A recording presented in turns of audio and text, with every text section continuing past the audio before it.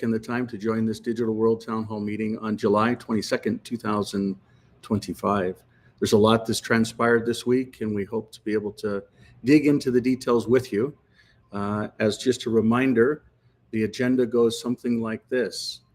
We'll have an opening prayer by Victoria. We will review any kind of advancements, new technologies, advancements specific to technologies or things that have happened in the markets. This last week is a big week that's happened in the digital world, crypto world, financial world, identity world, purchasing world. And we'll talk a lot about parts and pieces of that. We'll try and put some context to things that we've been talking about for years, as this last week, a lot of it has actually transpired. So, and then we'll just do a general Q&A and go from there. We're grateful for those that are here as co-hosts and for those that have experts in your own realm, so to speak. So there's a lot of people that have fortes. We have a shared audience with us. I'll kind of drop over there real fast so you can take a peek at them. So from all around the world, we've got folks from Australia, New Zealand. We've got people from Hawaii. We've got different cultures. We've got different talents and skills from Canada, all over the place. And a lot have been with us. There's a lot of just consistent team members that have also been here, and we're grateful for all that everyone does to be able to move this work and importance forward. We look at it as three different environments. There's a physical layer, which we all live in, a digital layer, which we're seeing basically come to fruition, and a spiritual layer that all of this is always created spiritually before it's created physically. And with that being said, we'd love to just have a quick prayer and then continue forward. Victoria? Thank you, Michael. Holy Spirit, I pray that you just come and bless this space, bless this meeting, bless those participating, viewing, and bless our government, Lord. And going forward in these new ages, we are built uniquely for a time such as this, and things are going so fast. I pray that you would just quench any fears that people would have and that you would bring communities together, Lord. Thank you for guiding us and being with us in this space. In your name we pray. Amen. Amen. Huge amen to that. Oh, no. Oh, I know why it does that now. Huh. Well, let's see here. That's cool. Okay. Figured out why it. Anyways, okay. Let's see if we can pop that back.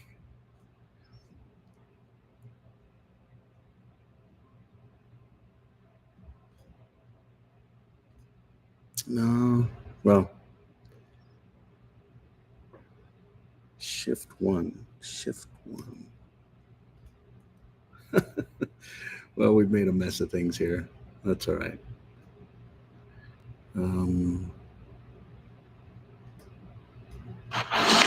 Are you sure it's not this platform that's the issue? No, it's the streamers, folks. It's all changed on their world. It was totally my fault. When I pushed the down button, and it always happens that way. So, but that's okay. That's all right. It'll always come back together. Here we go. So we just cut that piece off, but everyone's there. It's okay.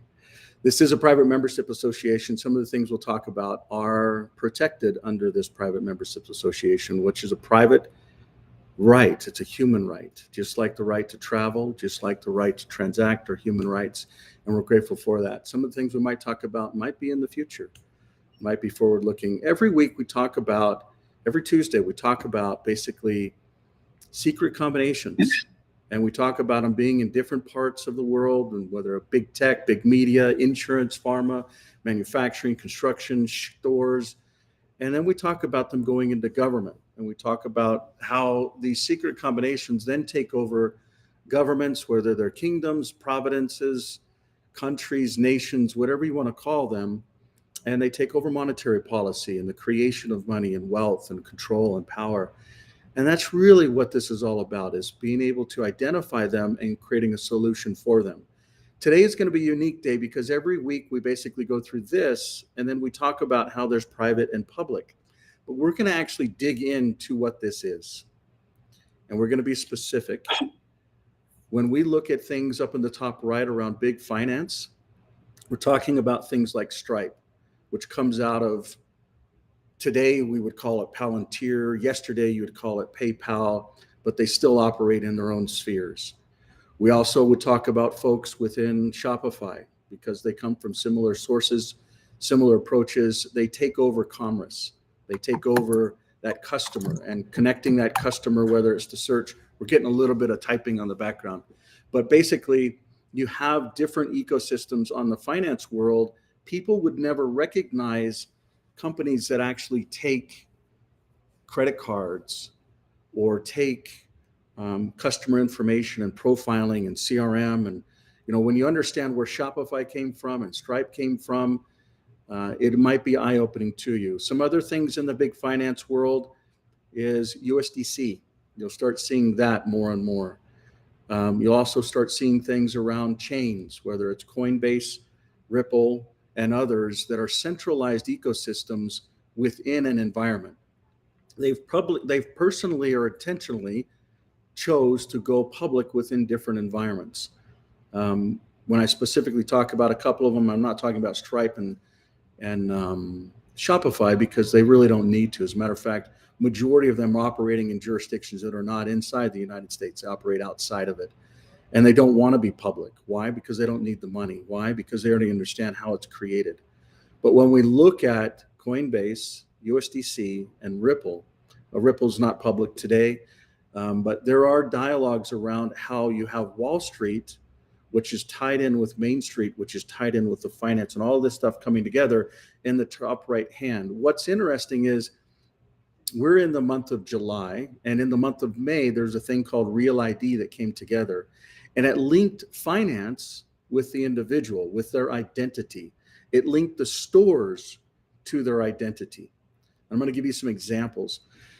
Costco, Amazon, Walmart, Whole Foods. What's the difference between these types of organizations and the organizations that we just mentioned in the finance ecosystem? They're primarily selling a product that people come in and actually get. Now, the common thread is they're all centralized in some form or another. We do have a gentleman on here, Raghu, who has literally spent his lifetime understanding economics and shopping and the benefits of it, and how really with every single spend and purchase that we make, we vote for who we want to actually be in charge of our lives, whether it's centralized systems, decentralized systems, whether it's local farmers, whether it's supply chain based farmers and monocropping. On the other hand, on the left, we have health, and you're starting to see that form. You've got SoftBank, you've got Oracle, you've got ChatGPT. For those of you that are not familiar with ChatGPT and who makes that, OpenAI. OpenAI is owned 51% by Microsoft. Microsoft literally for a decade before we started this, we literally battled Microsoft and Cisco and built a technology called ClearOS Server. And ClearOS Server literally replaced server networks, gateways, PCs, and it went around the world, 150 countries, 86 languages, over 450,000 deployments. Now we've only got about half of those, if that. But the point being is it literally took Microsoft Small Business Server down back in the days when that type of thing mattered. Today, people don't care about it. They care about simple things around, can I actually get information? Maybe it's a reel, maybe it's connecting with a friend, maybe it's genealogy, maybe it's a memory about a loved one, someone that's passed, maybe it's the weather, maybe it's the simple things of life around just news. And in all reality, we connect up to this thing we call the internet, ping, power, and pipe that connects us, whether it's through devices like phones, etc. But we allow this environment to be able to be our future. And we're doing it in that digital realm that we talked about, the physical, the digital, the spiritual. And these are a lot of the players that you will see starting to take serious hold. We've seen historical serious hold with Apple and Google. Many of you don't understand what's happening behind the scenes with Oracle and healthcare systems. I think a lot of us understand social distancing now, vaccinations now. I think we start to understand some of the controls that may work within the mind and that may work within our tummies. It's amazing what humans will do when they get hungry. And that's why these shopping environments mean a lot. I'm not going to talk a lot about the things that are going on within the society today, but what I am going to talk about is this last week is, and when I say within society, I'm not going to talk about the storms and the flooding and the earthquake and the crazy, I won't even say pestilence, but, and maybe even, a past president having issues. But the point that I'm trying to drive at is there are secret combinations. They are very alive and they're with us today. And they do operate within private that comes out in the public. What's crazy is you're starting to see a lot of it just come right out. And when we say that, it's good to be out in the public. It's good to be transparent. Why? Because decentralization enables that transparency so that everything can actually be seen. Let me give you an example. The Rockefellers, the Kennedys, some of the folks that were in the US in the early days, they got into the oil and gas industry. And how did they do that? They basically did it by controlling systems. Maybe it had different names on it. Standard Oil today would be known as Chevron, or maybe Texaco, or maybe Exxon. But in all reality, there's a consolidation of not only shipping companies and drilling companies and refining companies, but the actual ones that put it right into your vehicle. So historically, how you saw centralized systems take over industries, it's the same type of thing that's happening here, but it's happening right in front of us. This thing that we saw with the Genius Act is a very good example of that. And me personally, I'm very, very hopeful that people start seeing what's happening and they actually start saying, let's be a part of the solution. Let's just not hope and talk trash about others. And because I think that it would be a very difficult role. I've been back to DC. I've been to Mar-a-Lago. I've met with these folks. I've talked to Trump. I've talked to these different individuals that literally have a lot of responsibility, a lot that's on their shoulders. And I don't believe that they're just driven 100% by greed. I don't believe it's all about power or control. I do think that there's a lot of elements. And I even do think that, even though with the ego and pride, those things are not good and we shouldn't have them, but they also become a part of life that is needed. But that being said, in a process to make America great, just like what happened with 9/11 with the Patriot Act, I believe that this act, this Genius Act, which is supposed to be rooted in innovation, has actually created a central bank digital currency when in January of this year, one of the 5 points that was brought up was anti or against central bank digital currencies, also known as CBDCs. And really, the biggest central bank digital currency that humanity has ever seen is the US dollar. I'm not saying the US dollar is bad, but I'm saying that the control behind it is not transparent. I'll give you a case in point.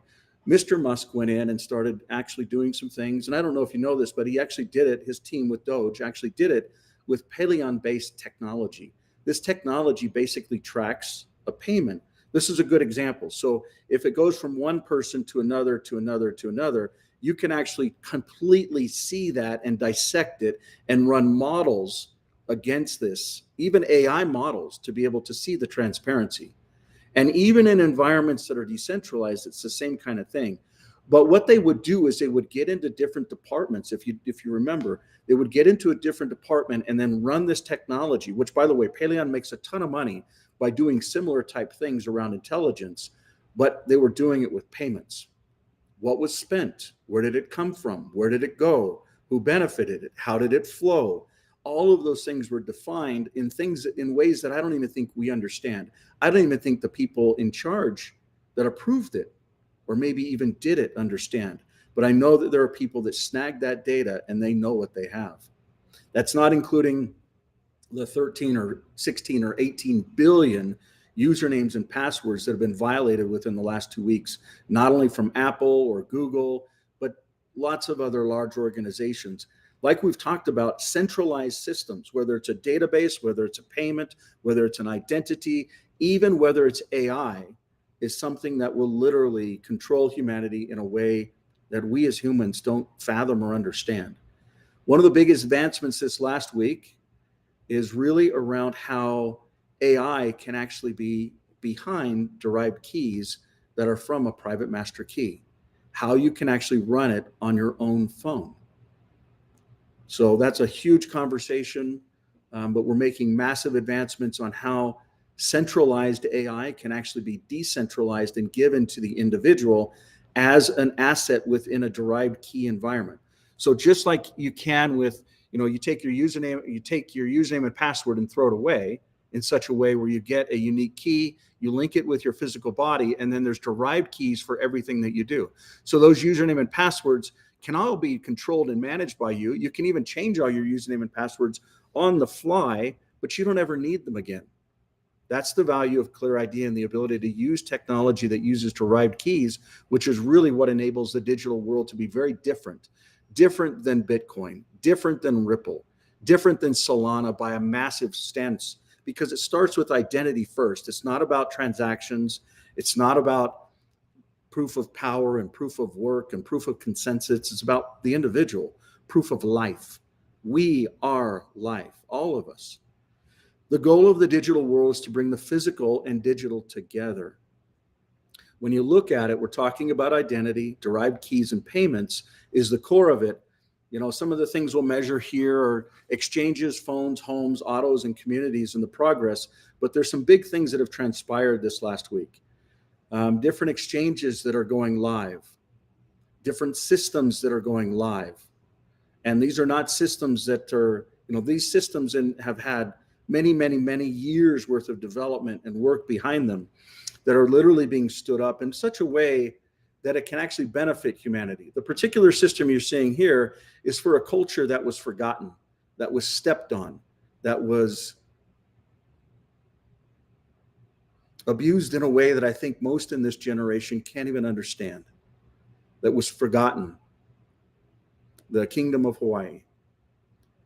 And this is a system that basically enables them to move forward in a way and leapfrog over systems that humanity has not been able to. And there's a reason why it's the first system that stood up. This last week, Apple basically said, you can't run this system. And we went back and we told them how there is a legal right from a creator to a people to a choice to be a part of an entity, whether it's a kingdom or a membership, and how that is a right that can't be violated. And how this last week, we actually won the ability to have the Hawaiian Life stay and stick through scrutiny, whether it's financial, whether it's legal. The goal is we have to stand up for what is right. And it may take years. It may take many suits. It may take many countries coming together. But ultimately, we are all here as one people on one earth, sharing an experience that's supposed to be free, that's supposed to have choice. And that's what this is all about. The Clear Life was also restored. The Hawaiian Life was restored. And we're proud to announce something that is very unique in the future, which will actually be what we call Utah Life. Utah Life will basically enable a new pilot, a pilot where many, many bills, actually 5 laws that have been passed, 4 that have been passed, 1 that's currently in the House, but basically taking a process, particularly around House Bill 470, around digital identity and governance, and how decentralization has to be an option and a choice for the future. We're going to talk a little bit about this for a little while, particularly here in Utah, how a lot of different organizations can actually come together and actually build out an environment where the individual is first, privacy is first, and then from there they can transact. From there they can validate who they are, what they've done in their life, maybe where they work, where they did work, a reputation score, whether they pay bills or not, whether they were educated in a different form or not. All of that can be defined without the individual actually giving up their identity. The first use case actually started here in Utah. For those of you that know DIDs, Decentralized Identities, DIDs, it started here in Utah with the Sovereign Foundation, which used the use case in Utah under private membership associations, also known as, ready for this, a bar. If you wanted to go in and get a drink, you want to get something to drink, and if it's got alcohol in it in the state of Utah, you're actually becoming a member of a private membership association. And you know what they did? They would actually take a photo of your identity, your driver's license. And back in those days, not only did your driver's license say the date of birth, they still do, but it also had your social security number. You know what else it had on it? Your address. So literally, imagine, you want to just get a drink, and you're basically giving away your address, your social security number, and your date of birth all on one document. Now, think about it. The last 2 weeks, we've got 18. I mean, the amount of passwords and usernames that have been compiled and basically put out there for anybody to take is just mind-blowing. And it's a perfect example of why individuals actually have to take a control of their identity. Many of you might be thinking, well, how do you do that? It's those 12 words. You start with the 12 words first, then you link it to the body, then you link all of your other systems to it. It's just that simple. So here in Utah, we're basically going to go forward and do that. And they're going to use the Life app, the Utah Life app, that will enable them not just to transact in different values in commodities or currencies or equities or even cryptos or even rewards, but all in one system that they actually own all of them themselves. Not some bank, not some insurance agency waiting for this or that, not some centralized organization, not some legal entity, not some credit reporting entity. You, the individual, own your own assets, whether it's a physical asset. And many people are saying, well, no, you should just subscribe to everything. You subscribe to it if it's private.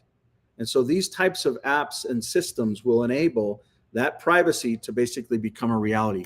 I'm going to walk through this really quick and just touch on it. And I want this body to be massively critical, like literally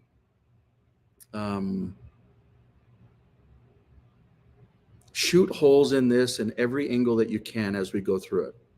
This has not gone live. This is something that over the next day and week and month will have massive progress. But the state of Utah is currently looking for what we're building based upon law. That's actually, and I'll go through the law right here. I'll actually jump down to it. These are 5 different laws, 4 of them already enacted, and one of them that's currently a House bill. The first one is a Privacy Act, ensuring that users first control over their personal data. That is implemented in the state of Utah by law, legislated, passed, approved. The next one is the Digital Choice Act, supporting freedom to opt out of centralized platforms.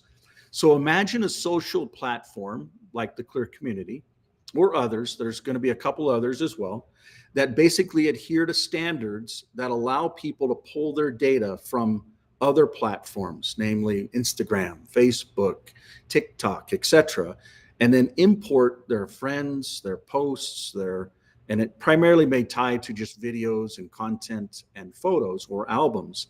But imagine if all of that can basically be the individuals, the individual might actually start thinking maybe decentralization is actually important. Why is it that well, I won't go into that, but the point is this Digital Choice Act is passed into law here in Utah. It is already enacted.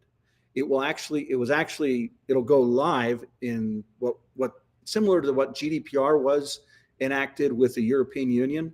The Digital Choice Act will actually be in effect July 1, 2026. $2,000 per incident where an individual that can't take their data to another platform. So literally, just like GDPR went after Facebook, $5 billion was the first whack, went after Walmart, went after Amazon, went after the Church of Jesus Christ of Latter-day Saints, which was an interesting way that was settled, went after Marriott, they're going after Apple right now, and the numbers are very large with that one. They haven't won Apple yet, but they're going after them. So just like they basically went after them for violating, and this was just folks in the European Union, you will see similar things that start getting legally and financially enacted with the Digital Choice Act in the state of Utah against these vendors. The other thing is private membership association recognitions. In the state of Utah, private membership association is very valid and important. The ability to actually be private. It's a human right. And it's protected in the state of Utah in a massive way. And the fourth one that's enacted is the Currency Innovation Act, which enables physical and digital gold to be actually accepted as payments. So imagine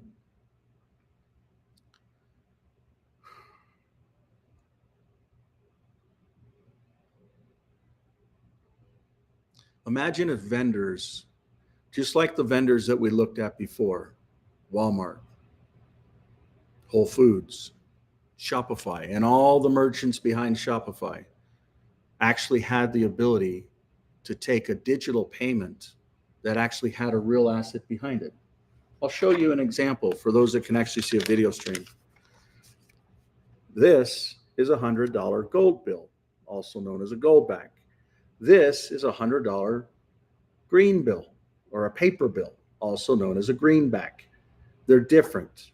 The difference is this has real gold in it, which has real value that the whole world actually can agree upon a price. I'm not saying that that price is perfect, and I'm not going to say that this value here is perfect. Sorry, Michael, we're not seeing the new screen of the showing of the goldback, etc. We're not seeing that screen yet, Michael. Here, let me see if I can get a video on for you.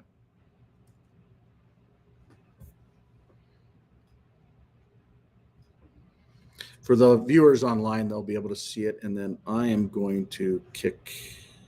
Oops. Yeah, it looks like it won't let me. So everybody online can basically see it, and our viewers here you can also go online and see it if you want to. But what I'm showing you is a $100 that's gold and $100 that's paper. Imagine both of them getting digitized, because that's what happened this last week. Literally with this act, the supposedly genius act, which I was super excited for it, because I was like, finally, the country's standing up for what's right. Because in January, they came out and said, CBDCs is not going to be a part of this. They actually said it like verbatim, but then the law doesn't say that. There's a couple things that talk about anti-CBDCs, but in all reality, what they're doing is they're basically doing the same thing that the Patriot Act did, but under the Genius Act. But they're having other people that basically regulate it and manage it. Those people or organizations are banks, insurance organizations, registration bodies. They tie it to a state because a state can't issue its own currency as well. But a state can issue laws that can enable privacy, choice, membership, and payments, and then the ability to actually tie one's identity from a decentralized system to a centralized system. And imagine if this pilot that I'm walking through, this system with Utah Life, enables payments, identity, all in the same ecosystem with a system that is AI proof. People talk about it around, being quantum proof. Well, those derived keys is actually what enables AI and quantum computing from not following it. Beautiful, beautiful history and realities of where we're at. So this pilot will basically focus on privacy first identity, land credentials, which is a whole nother conversation, gold payments, civic participation, so everyone can engage and tied to a private membership ecosystem. It's really built in Utah by a bunch of amazing companies. We have some of those organizations on this call today. These organizations have spent decades also building out a lot of these laws, whether it's how can we have decentralized online marriages? How can we have identity, or even private membership associations, like the whole liquor laws that are built in Utah are all built on those private membership associations, or gold and silver as a real tender. Why? Because it's actually using real tender. It's using real gold and silver eagles from the United States of America that's backed by every single purchase of it, and then tie that to a digital payment system. And now we're talking about a system that is not a CBDC. It is truly an independent system, and it is the parallel path to what humanity is currently seeing. How this works with the different life apps, this is, you pull it down, you create your identity with the 12 words, sync it to your face or your finger, depending on the platform that you're on, whether that's Clear, Apple, or Google. And then you basically can request different identities, which we'll talk about in the future. You can actually verify who you are. You can control and see who sees what, how, when. You can share, vote, pay, tap, all of it within the system, leveraging these different laws and literally leveraging massive companies that are doing the opposite of what the centralized companies are doing. Instead of the centralized Shopify's and Stripes and Amazon's and Costco's and organizations that force the centralization. Force it. We're going to see a lot of different organizations that come out of the woodwork and actually embrace digital identity that's decentralized, digital payments that's decentralized, and maybe even the ability to do rewards within the system, which creates a loyalty between that consumer environment and shopping environment. And then what about the ability that, let's say that there is a dispute.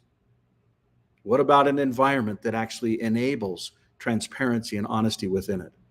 And there's a lot more that'll be invited. There's some that are currently invited, some that are not involved, but this is basically a part of it. The reputation will tie at the individual layer, the business layer, the asset layer, the ability for the apps to do different things, and then the different counties that will actually be involved. Currently, there's 6. We hope to have 9 by the time it actually goes live, which is in October. Summit County, Utah County, Wasatch County, Salt Lake County, Grand County, and Uinta counties are the 6 current counties. And they'll focus on things around commerce, around services, around hubs and innovation, around investments, around private property or property-free zones, around tribes. So how does a state tie with a sovereign-based entity? How does energy work throughout a lot of these things? Really driving trust and control and transparency, all with a simple life app that basically starts this. So we look forward to that basically becoming a reality in the short term. I won't talk about these and I won't talk about this. One thing that's important that happened this last week, the Digital Ranch and the Digital Center and the Digital Stages all got funded, not directly through us today, but the actual team that brought us in on that actually closed on the transaction, and the keys actually transferred this last week. So this is an environment where the Deal Flow show can actually get different crypto projects, different associations, different memberships, different ecosystems on the stage, and not just airing locally, but worldwide. So literally a voice that can actually become a part of the future, whether it's through restaurants or shopping environments. All of this stuff will start here. It will actually be digital first, and then gold, and then green dollars or greenbacks. So you will see a lot of different shifts. We're grateful for those that actually said, hey, there needs to be a private ranch and a private community. Here's 1,100 acres. Let's go build it. Let's tell the world. Let's not just do that, but let's drive massive awareness around different deals. And it doesn't matter if it's in the digital world or if it's in another part of it. If it is something that drives decentralization or privacy or the ability to actually be a part of an environment that's the future, it could be as simple as growing turnips. You know, it could be as simple as listing a property. It could be as simple as trying to raise funds for a company. All of these things can actually be done within this environment. Stock exchanges, whole nother topic. We don't have enough time today, but there will be stock exchanges that are decentralized, and particularly markets. They're not necessarily stock-based environments, but they will be markets that will enable the world. We won't spend a lot of time on this, but it is important, and it will be something that will be brought up in the future. We're almost to the last part, so for those that may have questions, please get those ready. The last topic, and probably one of the most important topics to get critical feedback on, like shooting holes in a massive way. We had an old time friend that's been watching us, like many of you do. You know, you might come in and say, yeah, this guy has been working on this thing for 15 plus years. He's crazy. He talks about this decentralization like it's what humanity needs. And he's just so passionate about it. But you know what?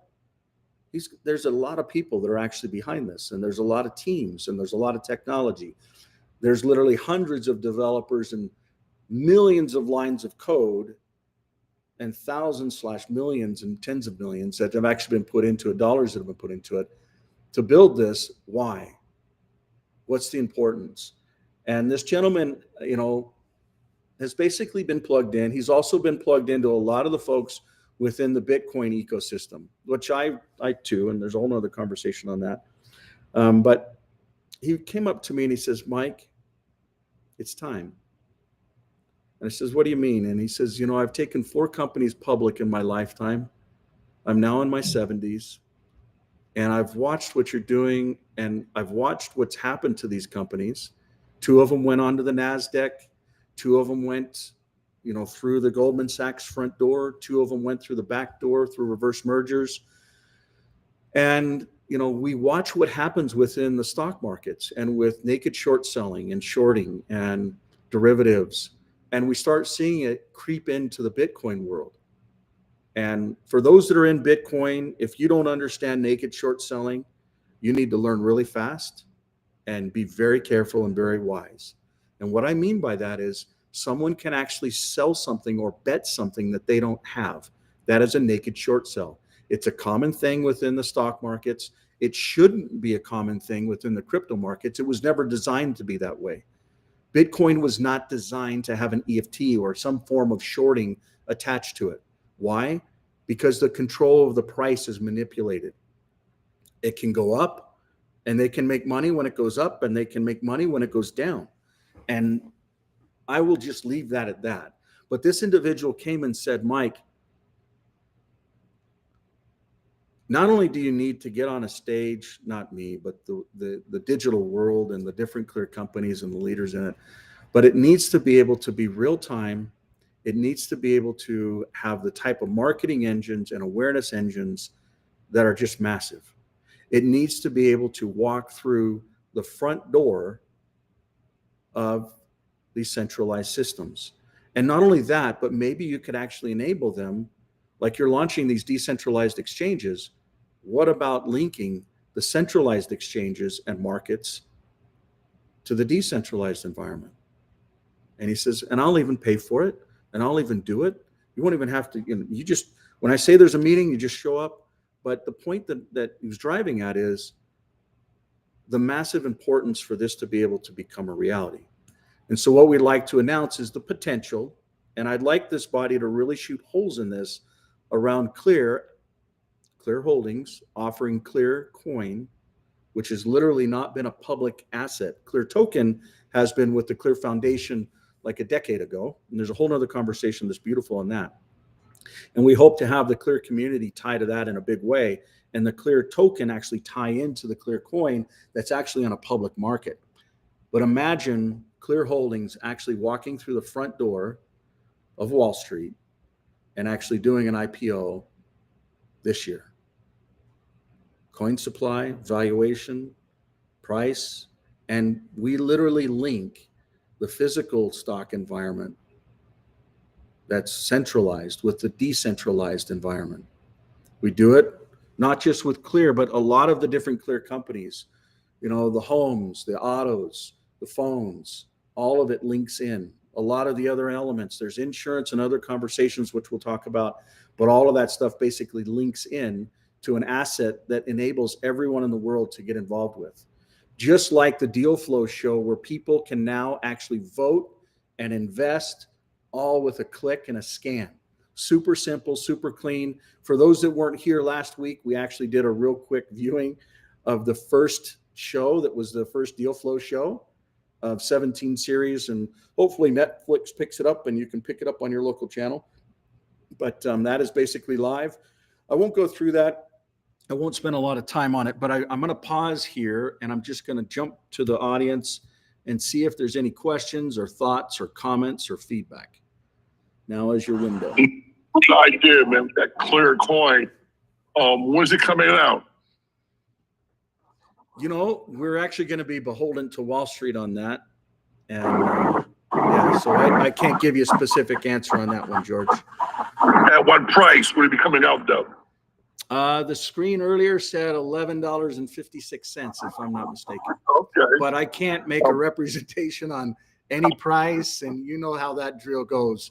We basically we believe that there's a big market for people that actually care about decentralization, they care about privacy, they care about freedom, and they actually want to grow with it along the same path, just like they did with Bitcoin back in the early days. Does that make sense, George? I think it's a great idea. I mean, what the Clear Home? Where's the Clear Home at? I mean, I seen it on your website, but I never actually seen. Is it being built down where in Utah? The Clear Homes? And how do I invest in that? So Clear Homes basically is a team that really understands building. They understand economies of scale. They build different platforms, and the goal is to have this all built here in Utah. But then actual other factories around the world, we're getting a lot of feedback there, George, but we're basically a lot of different, it's what we call SIP panels and rails that are all using standards and economies of scale that basically quantify building. So these homes are actually built by robotics in Utah at scale, shipped around the world. We can build between 6 to 20 homes a day, and they take about a week to a month to assemble, and they come with different designs. They come with different prices per floor, etc. I'm going to shut that down. But Clear.Homes is where you can see that. That is not me personally. That's a leadership team that has a forte in that world, but they see the value of combining in decentralized identity, decentralized payments, and decentralized reputation for the home, for the asset that it pays for, and for the individual, all in this new system. So it's a really important advancement. Clear.Homes, correct? You got it. Clear.Homes. Thank you. Other thoughts or comments? Michael, I have a question on that. Specifically, there was an article in Epic Times recently about how difficult it is for young people and anybody actually to get into real estate these days and own their own home. And it all amounts to land and proximity to develop resources, infrastructure. My question for you is that, can it be affordable for a young couple to be able to get into one of these homes on a piece of land that can be aggregated by basically a central buy, or not central in a negative term of the word, but a buying capital group, a capital group that has buying power that can secure the land on which to put these structures close enough to where they can raise their children in an infrastructure that can support the raising of their family, Michael? That is the goal. The individual that's behind this Clear Homes, his name is Carl, and he, like this other individual that reached out to me and has just lived a lifetime that's been blessed and loved. And he says, the last thing I'm going to do in my life is to try and put the families back in a place where they can actually have peace and they can be a unit and they can come together, because the family has been under attack for long enough. And that is the goal. Whether it's the average price per square foot for these, and they range, I'm going to go through the different models. They range from 450. I'm going to actually go to this main page because I think that's the only one there. No, I can't see it. Yeah, so 450 square feet all the way up to 3,600 square feet or 3,800 square feet. The price per square foot is actually quantified with each model. So literally, you know exactly what the cost is, and it literally includes the elements that you see here. The only things that it doesn't include are things like towels. But literally the beds, the furnitures, the walls, the fixtures, you need to have a flat environment. And there's some schematics that the environment needs to come in. And then you basically have power and sewage and water that flows through these different beams, and it comes out in certain areas. So it's all basically standardized. It's a new type of building processes. The other thing that's beautiful around it is power consumption. They also have a R50 factor on the heat and cooling. But I think when we're really talking about the things that we went over today, a house and a car and a phone is a small thing compared to what we're talking about as an alternative to this type of reality. So when we talk about, secret combinations that are now being identified as far as a part of a central bank digital currency that just walked in the front door of everybody, and they're saying, no, we won't have that. We won't let that happen. But in effect, exactly what just went through. The ability for things to be regulated, for small environments to not. So someone that actually wants to, go and sell mangoes on the side of a road at a market, or sell coconuts somewhere, or go and say, I'm actually going to start up XYZ service. Anybody should be able to pay anybody in any currency at any time, without delay, without fee, and without a centralized governing ecosystem. That is what decentralization enables. That is what technology can enable. And you don't need humans in the middle of it to transact it and run it. And everything that actually happens is transparent, quantified, reported. You don't have to do reporting anymore. You don't have to do auditing anymore. It's all done. You don't have to file this and register that. It's done. So these are the things, in my opinion, that are massively important. Granted, what's funny is all of us think about, how, whether you're in a generation, like there's people on this call that are in their early 20s, and they're like, how am I going to afford a home? How am I going to be able to raise a family and provide and protect and actually do the basic things, whether it's a man or a woman, and I don't want to get into that whole conversation, but we're trying to just do certain things in life, and the systems, especially these types of environments, are trying to control it. And you guys and gals may think that, you're just off your rocker. How is Oracle doing anything in the healthcare world that's going to control me? How is ChatGPT doing something that is actually going to control me? How is Stripe, payment processor behind the scenes, or even, and I shouldn't say certain things about Walmart because they haven't launched their own crypto, or Amazon. They're trying to, both of them are exploring it, but I look at, when people go to the store, I look at the simple capital controls, and this isn't something that I'm reviewing online or looking at data. If you spend over $500-600, you're actually, there's actually a process that you have to go through, whether you're using credit card or cash, and there's an approval element, whether you know it or not. There's a policy behind the scenes of things that are happening. It's called capital controls. It's the same thing that's happened in China. It's the same thing that happened at the ATMs when it went from taking $2,000 out of an ATM to 500 as a max.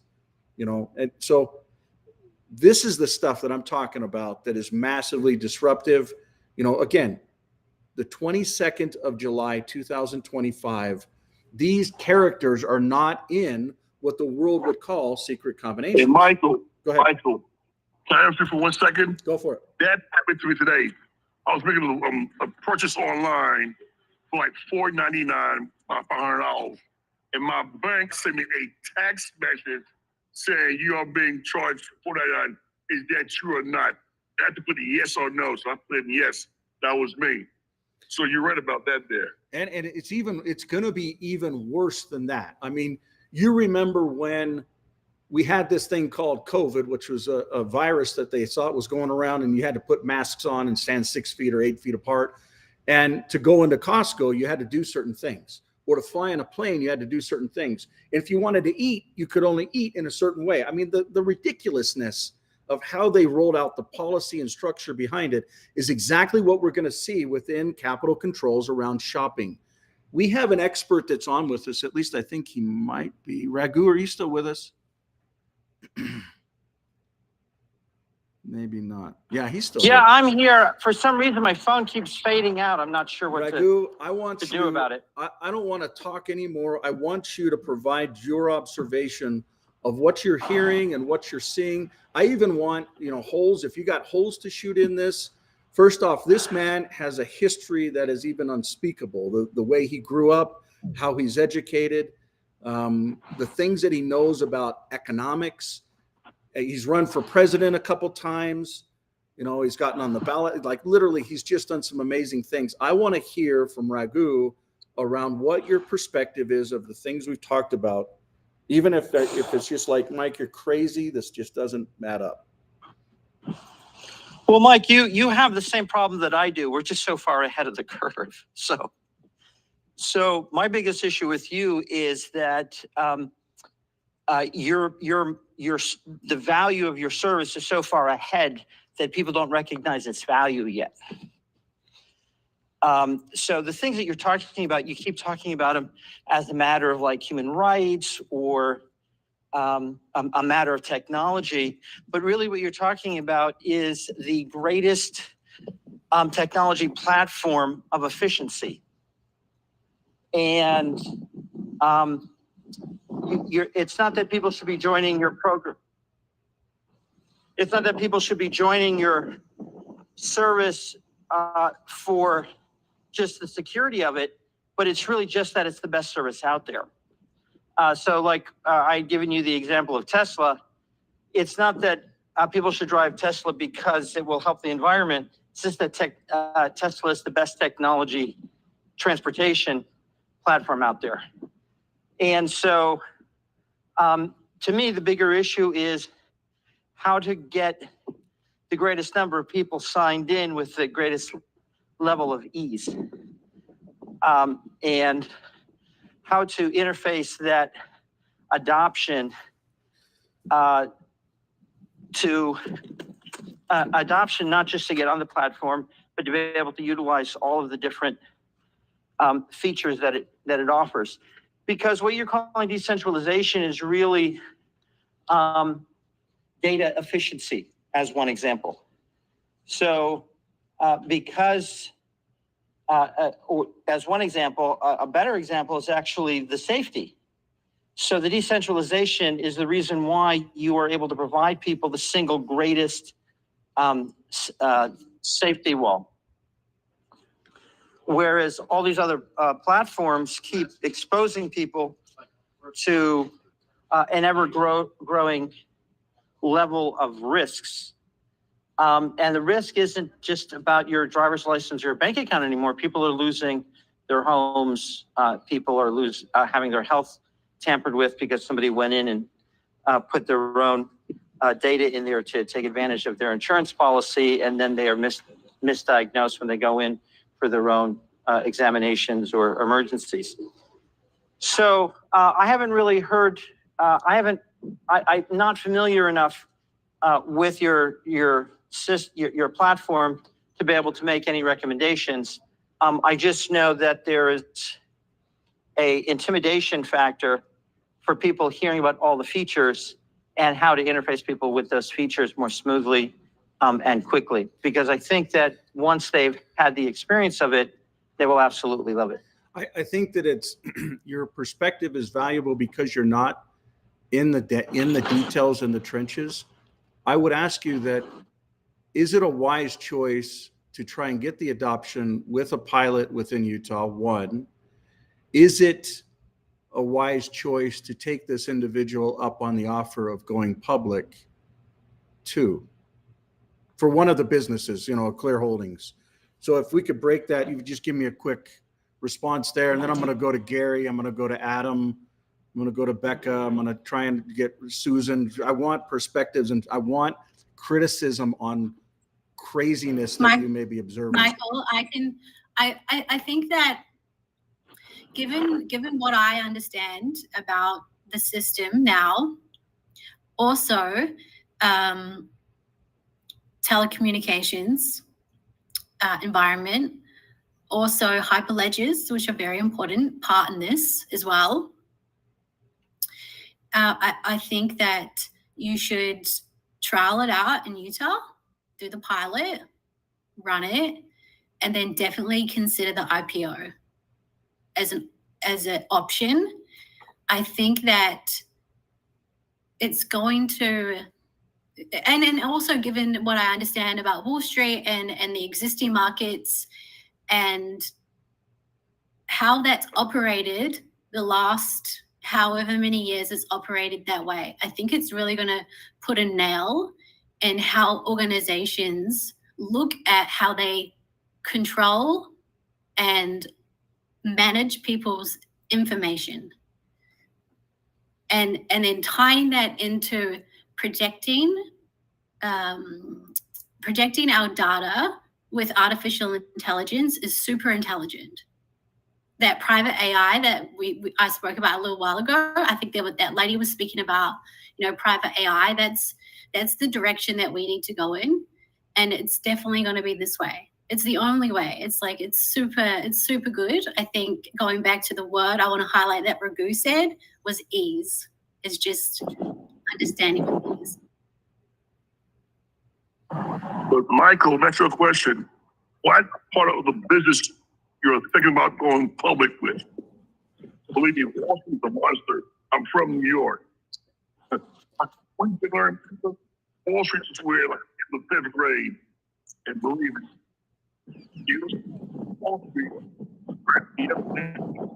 of the company, and someone else is running the company. Please. Great question. And we're getting some feedback too. If you can mute, that would be great. Basically, the question was, why are you going public and what is going public? And what has been talked about is basically, there's a lot of different Clear companies, as you know, and they focus on different use cases around decentralization in some form or another, but they all use the same basic core pieces of the elements. And what I mean by that is decentralized identity, derived keys, and decentralized payments. You know, the world says, hey, we can get decentralized payments in 3 different ways, but they're not private. Even Bitcoin, the godfather of it, is not private. It's not real time.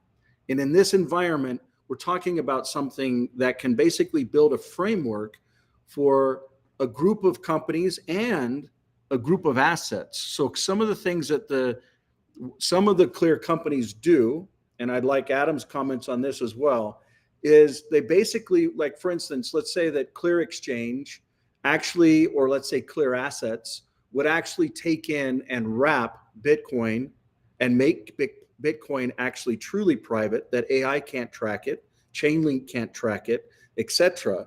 But it's still transparent.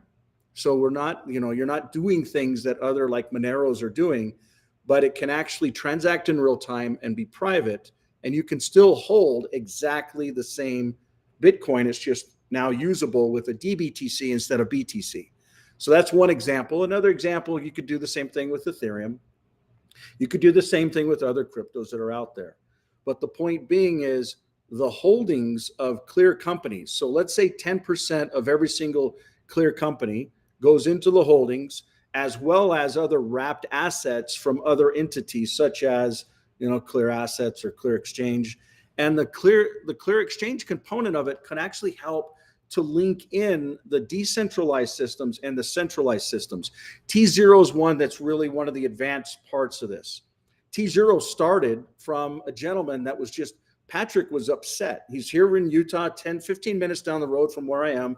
Patrick Burns we're actually the ones that actually told him about Bitcoin before Overstock even started accepting it. They're one of the first retailers that accepted it early on. But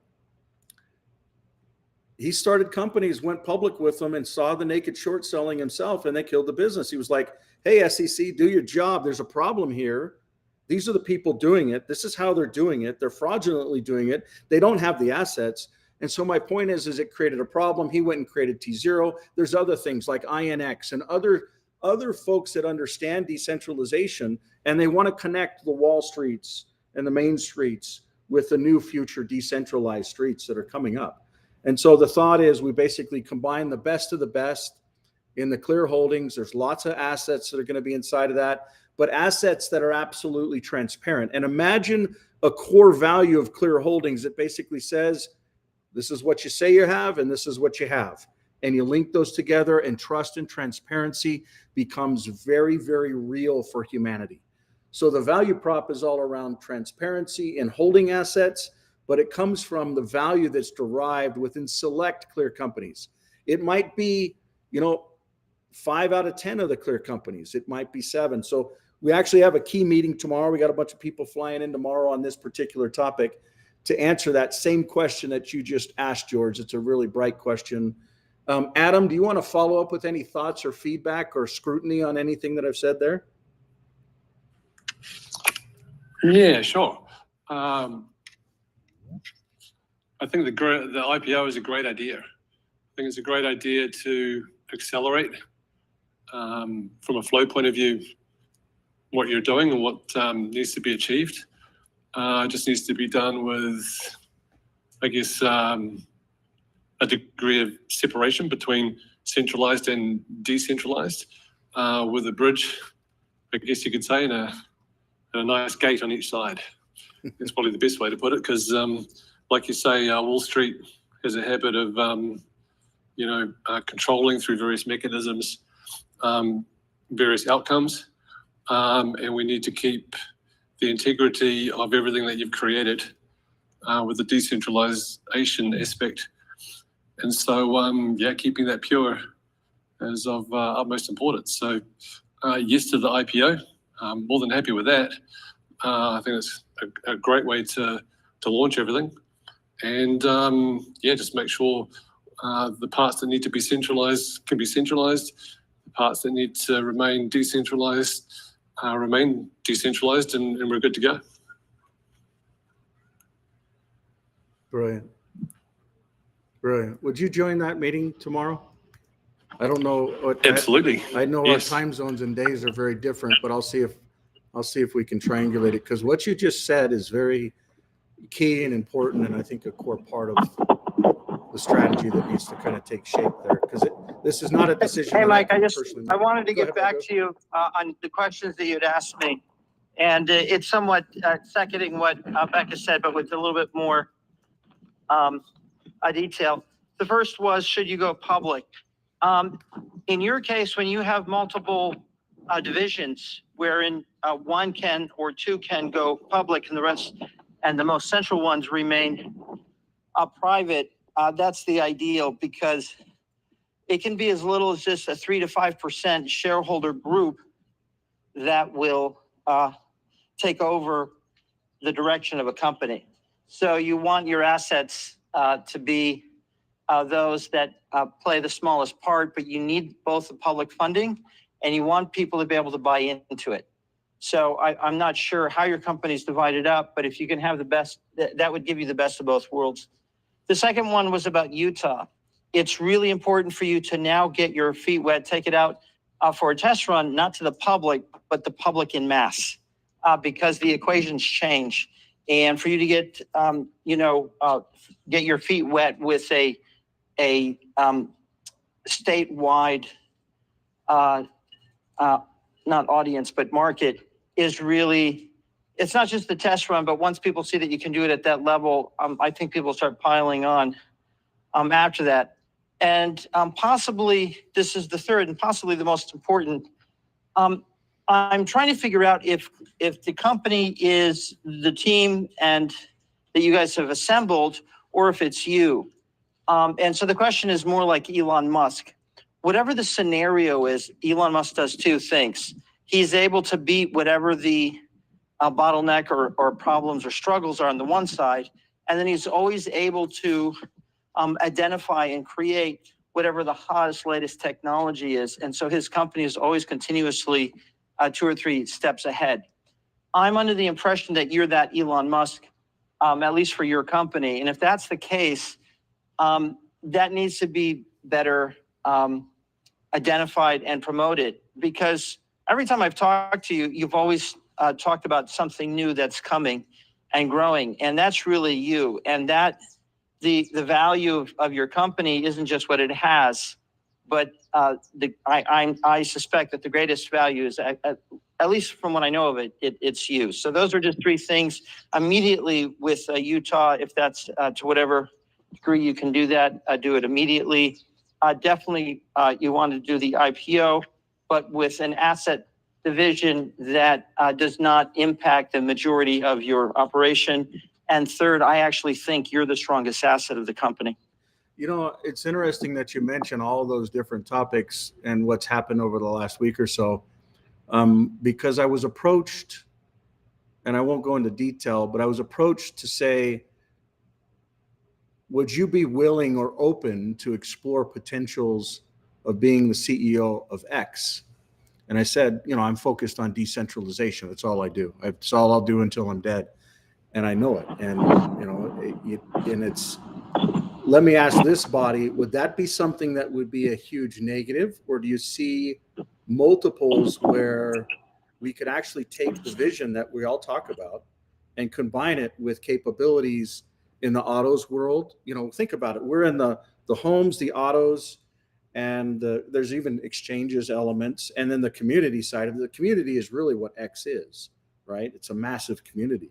So what if all of those different things were to line up, yet we could take the decentralized identity, the Life app, and even the work that we did with the X phone, and we could literally turnkey it. Think about it. I'll show you some images for those that may not know. So X phone has a lot of different elements to it: an operating system, an identity system, gateway management, web, scan. Scan actually looks at the face. It's separate from what this little guy does, that basically communicates with the body through yes or no questions. But it's literally got a bunch of apps. It's got the hardware, the software, even the marketplace elements. I mean, we have done things that really integrate in not only X, but a phone, a car, a payments, a login, all of the decentralized tools, the payment side of it.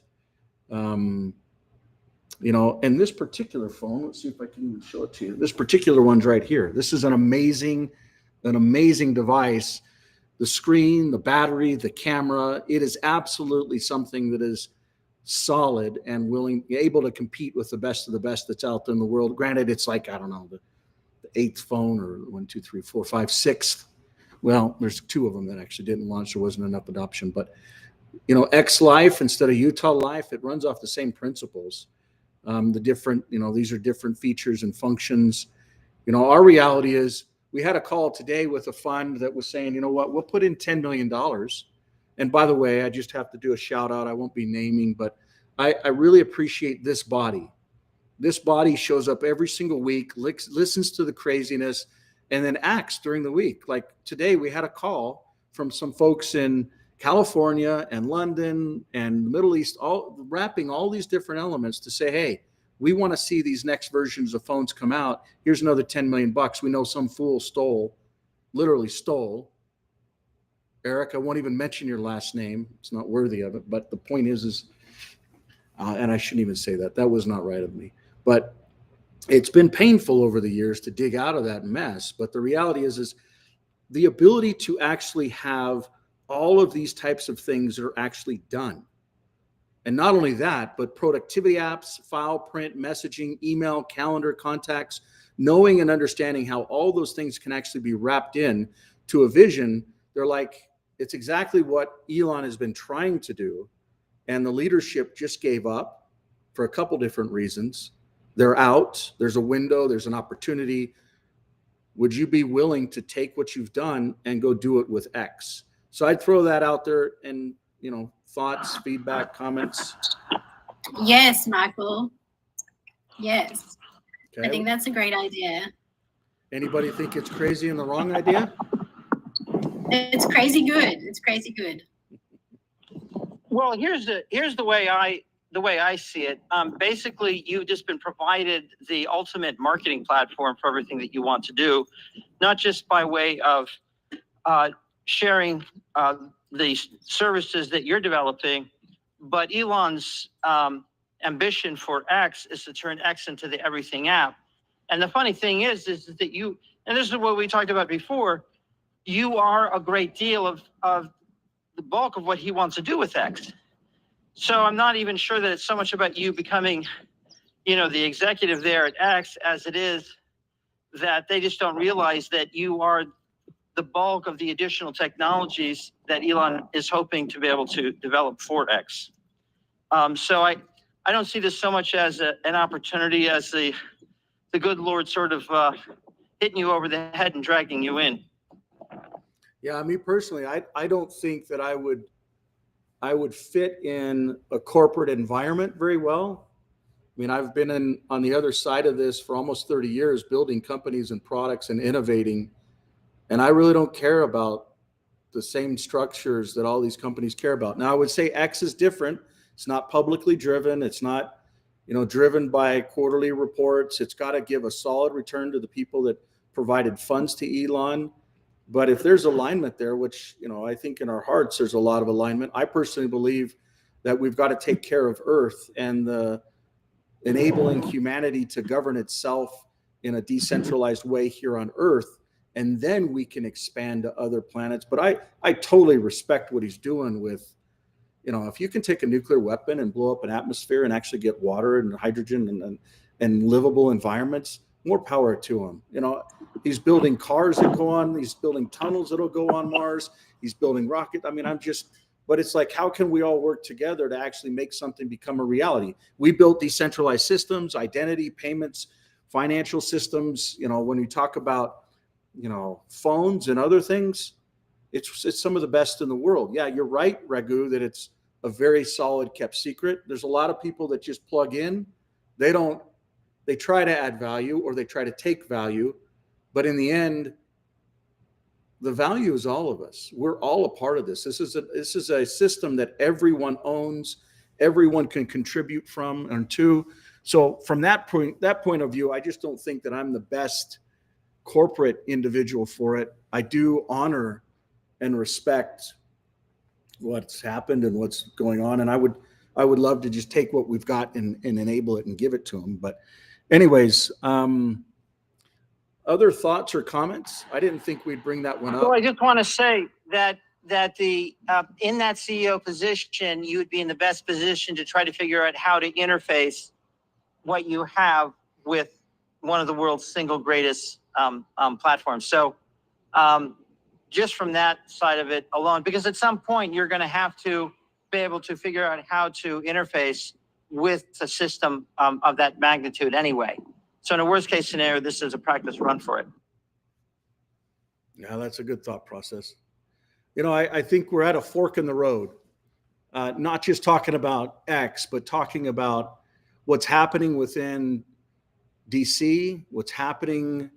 I wonder, I know there's a lot of energy and a lot of positive movement. I'm just grateful that there's a leadership team that actually can add things up and can actually start being accountable for basic things. And I think that a lot of the stuff that Trump and his administration is doing is phenomenal. But I also think that there's details. If you really read through this, as a matter of fact, I'm going to have AI just tell us what, I call it her perspective is of all of this real fast. I'm just going to real quick, this is what she is starting to see of other people's perspectives. Here we go. Most people don't realize the Genius Act is a CBDC in disguise, by design. What's really happening? Warning sign. Public awareness is low. Most Americans believe the Genius Act is about fostering innovation and crypto regulation, not about exerting control. Because it doesn't use the term CBDC, most assume the threat of a central bank digital currency has been avoided. Media framing emphasizes consumer protection and pro-crypto progress, glossing over the risk of digital monetary enclosure. Brain. Insiders are sounding the alarm. Financial analysts, blockchain experts, and privacy advocates are beginning to see the risks. Leaders in DeFi and Liberty Media now call the act a soft CBDC. Some describe it as a federal backdoor to programmable money, enabling surveillance and behavioral control, without direct public consent. Magnifying glass. Why it's so confusing. Traditional CBDC, direct issuance by a central bank. Genius Act, deliberately avoids that model. Instead, the act forces all legal digital dollars to be USD backed, requires issuance only by regulated, licensed entities, allows for centralized control over so-called decentralized infrastructure. Bottom line, this outsourced approach makes it harder for the public to spot, but the effect is the same. Programmable, traceable, compliant only money. The government doesn't need to create the tokens. They only need to regulate which ones you're allowed to use. Check mark. In summary, the Genius Act effectively implements a CBDC system. Most people have no idea this is happening. That's why spreading awareness is critical. Now, so that's what one version of AI is seeing. I'm not saying that's the end all be all, but yeah. Other thoughts or comments or feedback? We've talked over some really key points. I don't want to just leave the topic around the Utah pilot. I don't want to leave the topic around IPO. I think that there's a lot of questioning and scrutiny that has to go into that. The topic with the CEO thing, I wasn't even prepared to bring it up today, but feedback or thoughts? So Michael, sorry, let me just jump in here real quick. On this, so the main value that we can bring is a regulated and trusted and proven and insured system of record for tokenization. So that's like our main value proposition, regardless of the name, XYZ. There could be many of those. But the point being is that in the world today, you're going to need to know, is your token backed by anything? And if so, what and how do you burrow into that? So that's the one aspect of it, Michael, that you bring to us. And I will say for the greater audience that Michael's been retained to help us bridge the digital with the physical audience, or the digital with the physical world anyways. And so the point being on that is that Alpine Gold, or at least I don't want to mention company name, let me not mention company names, but the entity exactly proven can be a PPSI, which is an approved provider of stable coin with validated backing. And so with that being said, we are one of those providers. So we are simply a service provider, thrilled and delighted to be part of the digital world, which all of you all are busy commenting on. But Michael has created for us some assets. And I don't know, Michael, I know you showed the slides earlier on, but if you want to go back to those slides again to show exactly, in fact, what you've created for us, because we are going to operate a pilot that's going to be parallel with the Utah pilot. That's going to be a pilot that's going to operate within to drive understanding and adoption within our organization, and then, of course, within the state of Utah. And as it can be successful within the state of Utah, it can go to be successful within other states in the United States of America and worldwide, because we are accepting, and Michael knows that we have got a consultant in Bolivia, we've got a guy in Colombia, we've got people all over the world, and from my native country, South Africa as well, that would love to have a validated, verified, proven, trusted method of exchange outside of the elite controlled central banking systems, Michael. Amen. Amen. Is there any negatives? So sorry to horn in on you again, Michael, but this just shows that currencies against the value of a consistent mechanism of valuation, be it gold or silver, has made so if you consider gold or silver baseline zero, and then you look at fiat currency, why I say fiat is because since 1971, the US has not pegged its currency to the gold, but pegged rather to its to international opinion on the value of the stability of the country of the United States of America. I, growing up in that time, at the age of 11 in 1971, do your math, gold, like the US dollar was $2 American to 1 South African rand. Today, it's like 20 South African rand to 1 American dollar, only because of the opinion, not fundamentally of the value of the country, but of the acceptance of the currency in international markets. And so what Michael's trying to drive at is that he's trying to drive at a fundamental valuation of an entity rather than the market perception driven by elites and Wall Street, etc. Michael, I don't know if you want to add to that or like elucidate some more. I think one of the things that's valuable is your history and growing up in South Africa and what you saw with the Krugerrand even before, what happened with the Gold Eagle. I mean, do you have any feedback or thoughts on that, or is it not even relevant? Michael, it's totally relevant because in my 20s, I was a financial broker and I accepted Krugerrand in payment for the shares of Musica Africa Holdings Limited. I had to go then liquidate the Krugerrand in order to give them the fiat, the South African rand dollar, the South African rand, which they needed to allocate them the share certificates for Musica Africa Holdings. And it was I'm like, put it this way, I was freaking flying by the seat of my pants, and made it successful only because of the fact that I was willing to go and negotiate the exchange of gold for the currency of the land, which was the South African rand. At that moment in time, the South African rand was worth $2 American. Now it's the other way around. An American dollar is 20 South African rand.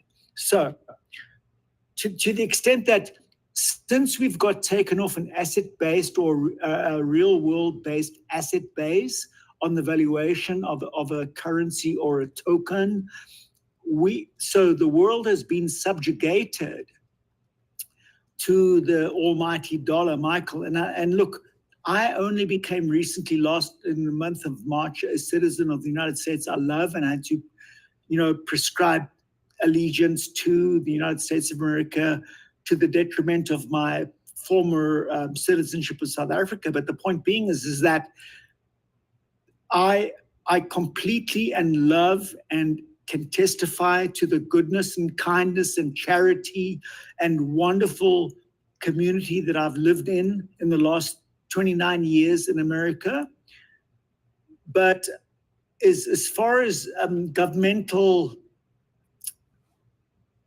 conduct or what, I mean, anyways, I don't want to get into that whole part of the conversation, Michael. I don't want to distract you from the point that you're trying to make, but the fundamentals of what South Africa and other countries have in terms of their fundamental assets, primary assets, minerals in the ground, and that are accessible, in a feasible economic model. Those are being ignored, in my opinion, to the detriment of the improvement and upliftment of general humanity, Michael. And I'm sorry to get on my platform, but those are some of the reasons why I'd like to participate with you in any way, shape, or form in raising the tide for the floating of the boats of the entire humanity, Michael. And that is why I so much ascribe to what you're doing, Michael. And apologies for getting too colloquial on this. I think that if the founding fathers of America were here today, these are the types of things they would be doing. As a matter of fact, decentralization is what they actually put inside the governance structure. A sitting sheriff that's been elected in a county has more power than the president of the United States as it relates to actually governance, like helping someone to live within their own environment. That's why birth certificates, marriage certificates, death certificates, land registrations, all of those types of things happen at the county level when a licensing and registration is involved.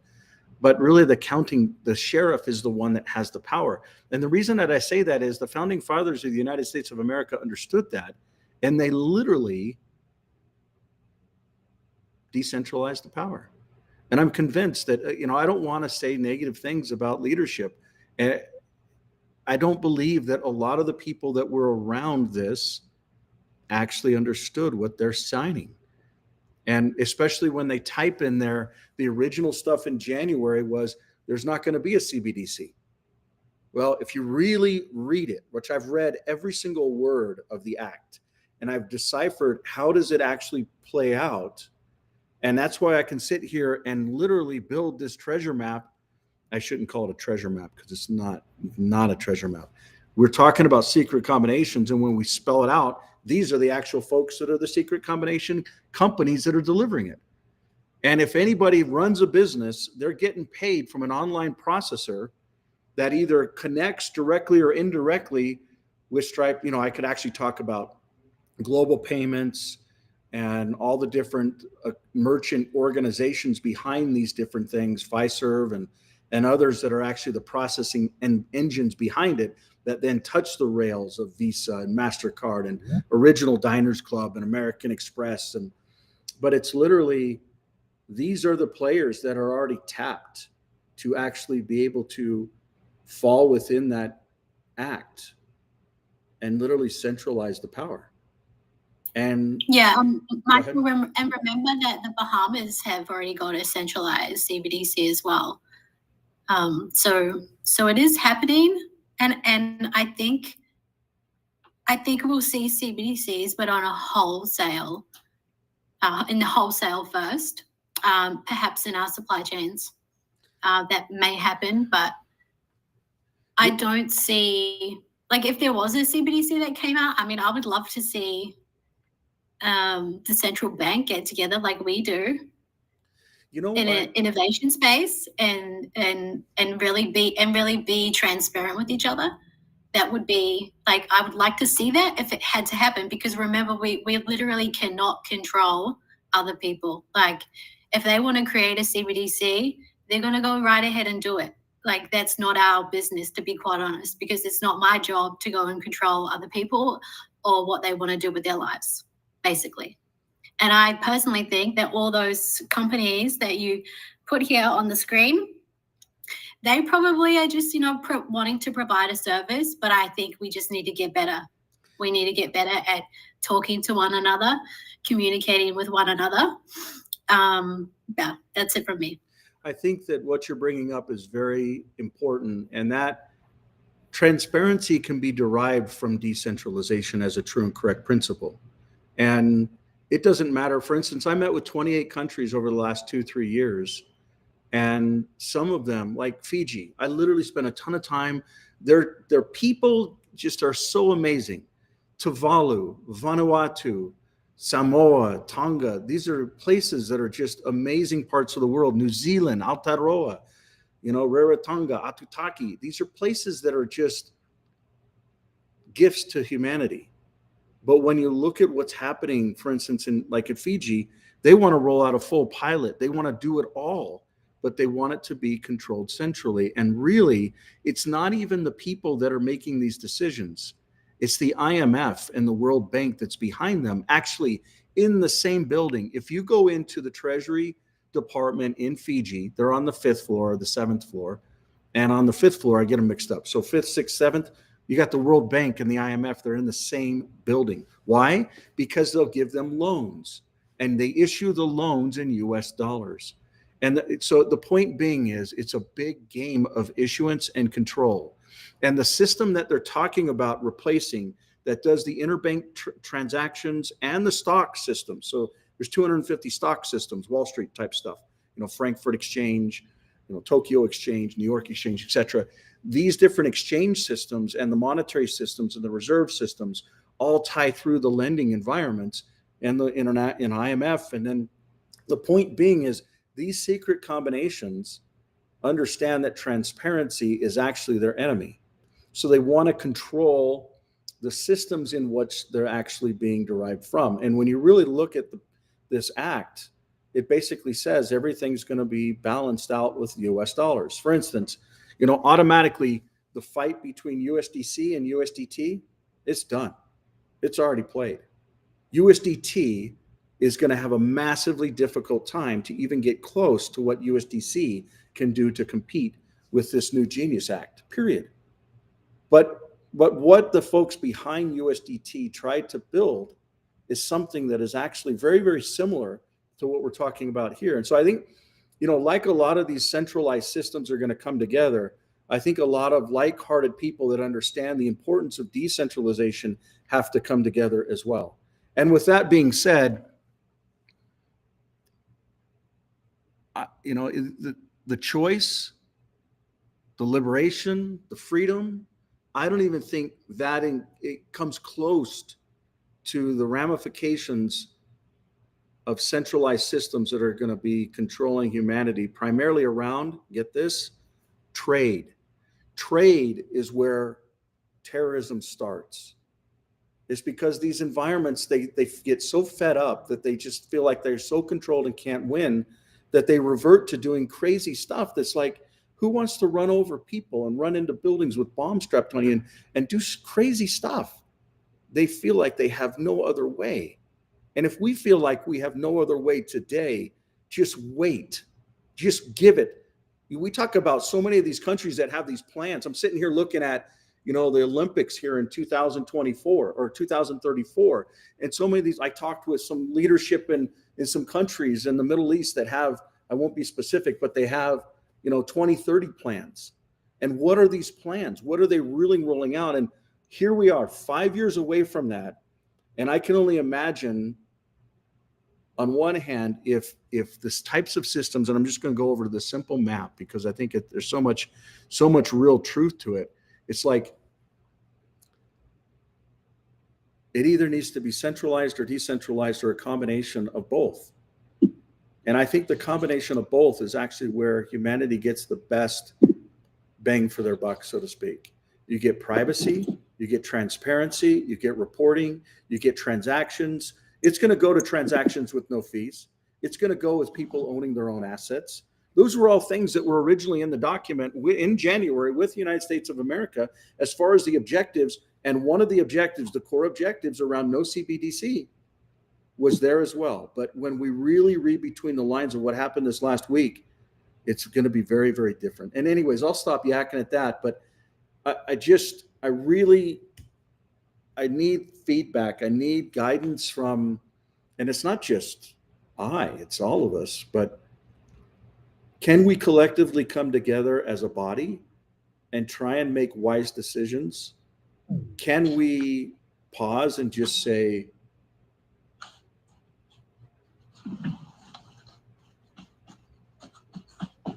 Heavenly Father or Creator, help us, guide us, direct us? And I know that's actually how this is going to come together. I know that's how it'll actually come together, because that's how we've gotten to where we're at. We couldn't do this as individuals to this point. But other thoughts or comments or feedback or? I just wanted to bring it down to what the bottom line is for me in with what you're offering. You remind me of an engineer that gets into the features, but the engineer that is able to put together the greatest collection of features that works most smoothly collectively is the one that has the best product. So, we've had this conversation before. Where I was saying you started with these individual and their rights, but in doing so, you ended up creating the strongest, fastest, most proficient platform out there because of it. And so it's sort of like the difference between all the cool features of the Mercedes versus the brand of Mercedes. So what Mercedes was in the 80s and 90s as compared to the rest of the vehicles, I believe that is the contrast of what your service is doing. And so I don't, there's the moral and the rebel cause of defending people's rights of privacy and breaking that cabal of control. But the flip side is that you can just let people know. It's like, sure, we can hand the program over to you and you can do it as a centralized system, but you're downgrading the proficiency of it. And so for those that want to actually run the system, at its best, here's, doing so as a decentralized system allows for the greatest speed, the greatest, the least amount of risk, the greatest walls of safety, et cetera. So if you look at it collectively of what you're offering, and first of all, I'm not an authority on this, but if you can confirm that you are the best system, I would lead with that. And that anything that people do to tamper with your goals is only slowing down and degrading the product. And so you can present it to people that way. It's like, hey, IMF, you want to use my system, knock yourself out. If you're going to centralize it, we can do that. You're now downgrading 20, 30, 50, as much as 50% by doing so. I can do that for you. Adoption, I think, is the real issue here. And that, as a great example was IBM versus Apple, or HFS video versus the one that Sony had came out with. They had a better system, but they weren't able to get the adoption. So as a marketing guy, which is really what my interest with your service was, I would look at your branding, and the brand is you're the Mercedes, or in this case, the Tesla of all. It's not a data platform. It is the strongest interface between the real world and the data platform. Thank you for the separation there. It makes a lot of sense. As far as features and functions and independent third parties, this is what they basically say about it. But my perspective is it's not an I thing. It's not a me thing. This was created by thousands of developers and architects and designers and critical thinkers. And it's just intelligently put together, I believe, by divine inspiration. But it's the world that needs to actually enable organizations, whether they're doing centralized things with it or not. And I agree with you. I think that even centralized, for instance, the Bahamas or even the Caribbean, we were approached by the folks in the Caribbean to create I think it's 8 or 9 different countries down there, one digital asset. And they deployed it with one platform and they're like, this doesn't work. Let's test out the digital world. And so there's conversations there, but it should be people doing it on their own. So imagine this, and this is something we'll talk about in future meetings. Imagine Clear ID being a type of login system that's open and standard for everyone. So you can actually log in with Clear or with Facebook or with Google, etc. So people are already used to, well, I'm going to log in with Google, I'm going to log in with Facebook. And those are all centralized password, username derived systems, which are maybe 2-factor authentication, which the individual doesn't own. But with Clear ID, it's 5-factor authentication, no username, no password, simple scan, something you have, something you do, something you are, something you prove in a space and time that all is 100% controlled by the individual. That's a gift to humanity. That is the future of computing, especially when we start talking about quantum this and passwords are out that. I mean, it's disingenuous to really be honest around what's happening within technology because it's just not secure. Centralized systems are just not secure. How can I say that? 15 years prior to the 16 years that we spent in centralized systems. And I'm telling you, the model and architecture is just wrong. The model and architecture that you see here, the reason that it plugs in and solves so many use cases is really because decentralization is a true and correct principle. It truly is.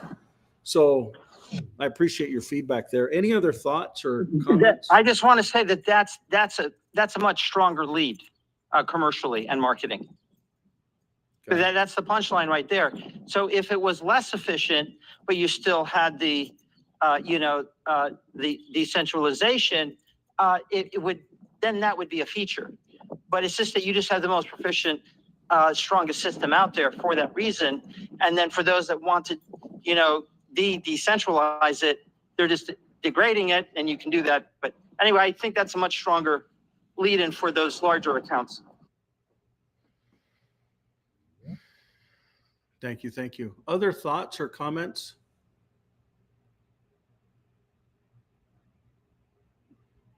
Michael, I've been Googling and listening to different podcasters, and a lot of them have a decentralized phone that's promises all kinds of things. And from what I understand from you, they don't have, I think the foundation for decentralization is decentralized identity, and none of these other phones seem to have anything like that.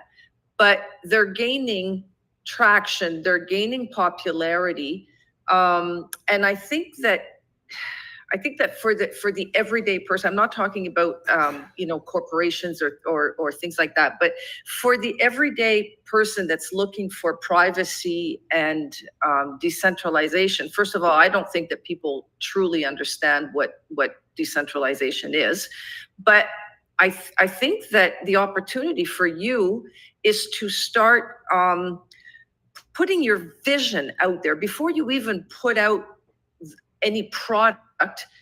Your vision sets you apart from any of these decentralized phones and platforms, as far as I can see. That's just what I'm observing. So I think that your vision is so big and sets you apart from anything that's out there. I think you should start leading with that, like now, like hit the ground with that now. And by the time the other platforms, your phones and everything are ready to be launched, people will already have the background to what has led you to your products and your services. Thank you. Thank you. Yeah, I agree. I've always thought that, you build it and you integrate it, even all the moving parts, and there'll be a time where the pain will be so great that people they'll search for an alternative.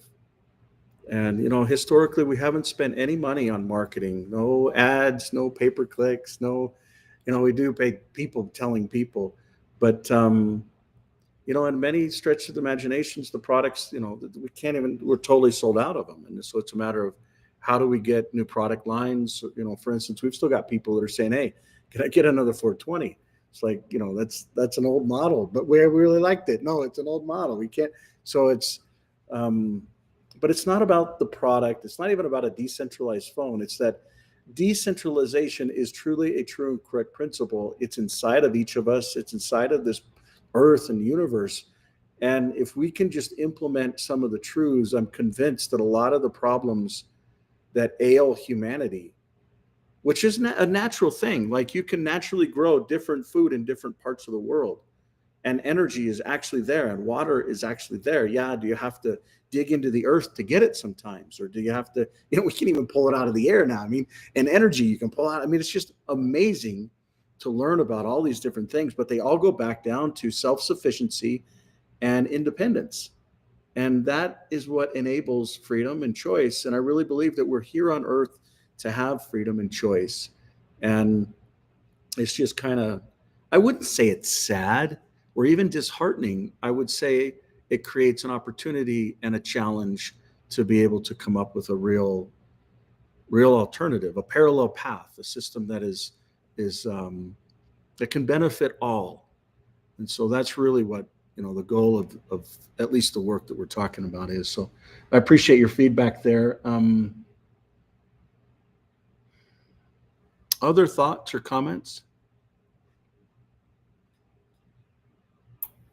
Victoria's got her hand up, but I don't know. Hi. Yeah. Victoria, please. I do, and apologize for the technical issue. So this came to mind.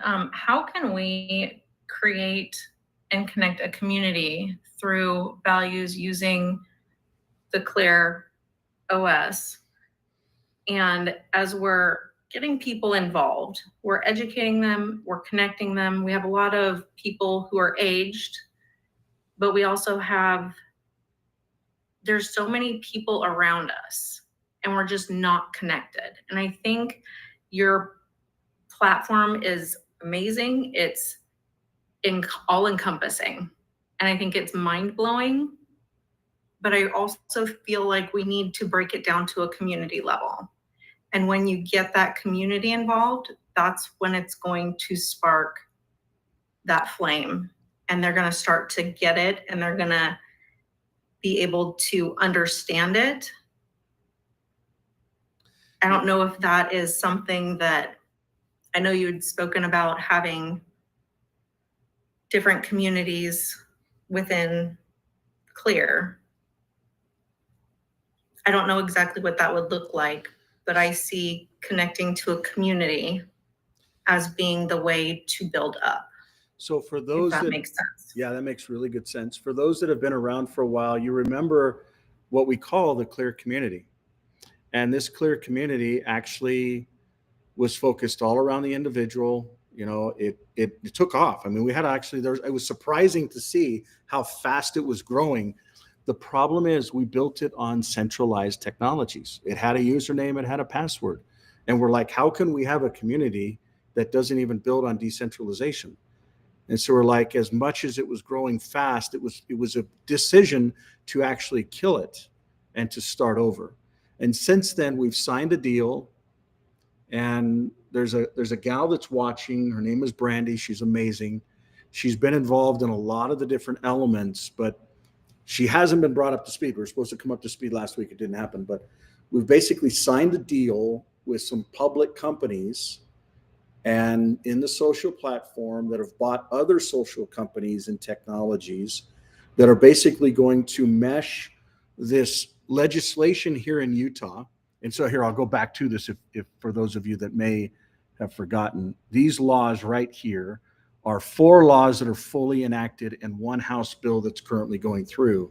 But this Digital Choice Act, combined with some of these social platforms, combined with identity, combined with payment, combined with flexibility of taking, for instance, this technology that I'm showing you here, this actually was able to export your Facebook, not your friends, they locked that down, but your albums, your photos, and a couple other elements you could export from Facebook and import into this Clear community. The mistake that we made was we focused on that. It took us like a year and a half to build that. Just the import and features and functions. And the point that I'm trying to make is we forgot about the login, but that's what everybody else does. Like there's only 2% of social platforms or communities that actually know what decentralization is. So imagine decentralization on a community with identity, with payments that's all decentralized and the authentication decentralized, and then we start growing. You know, one of the things that I actually learned from Raghu was it doesn't come down to the technology. Yes, it's needed.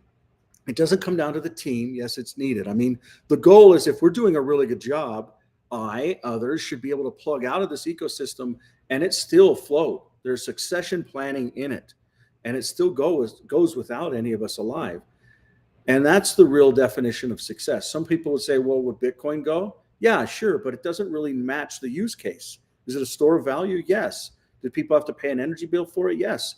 Was the mathematical calculations to be able to get it out there important? Yes. Was burning energy important? Yes. I actually think it was. Look at all the work that's been done around finding a cheaper source or different alternatives for energy for humanity. We're not just burning fossil fuels anymore. There's so many other things, tides and ambient energy and perpetual energy machines. I mean, what Bitcoin has done for humanity is amazing, and it will continue. I'm really worried about the short selling and naked short selling. Very, very concerned, because the last thing that the crypto ecosystems need is for the flagship Bitcoin to basically start declining. Why? Because it's controlled centrally. I mean, BlackRock owns what, 3% now? And I'll stop there, but to come back to the community side of it, you're right. It's all about community. But when we talk about the power of the community, it is actually in their choice to shop. And that's what Raghu taught me years ago. It's the choice to buy. What are you going to buy? Where is the product that you're buying made? What currency are you using to purchase the product? Those things are actually what's going to change society, because that can shift trade, it shifts cultures, it allows supply chain and local environments to actually become self-sufficient. I mean, we live in like what, 1-2% of what this earth is made of, maybe 3, or I don't know. It's like crazy, ridiculously small. So I'll stop blabbing with that. I know this meeting has gone long, but these two topics around the Genius Act and Utah with the pilot and IPO, these are all opportunities that are beautiful right at our feet. Little bows, they've wrapped them up in little gifts. Is it going to be hard? Yeah. Is it going to take a lot of efforts? I always promised myself, actually a long time ago, I'll never go public. Any of the companies I build will never take them public.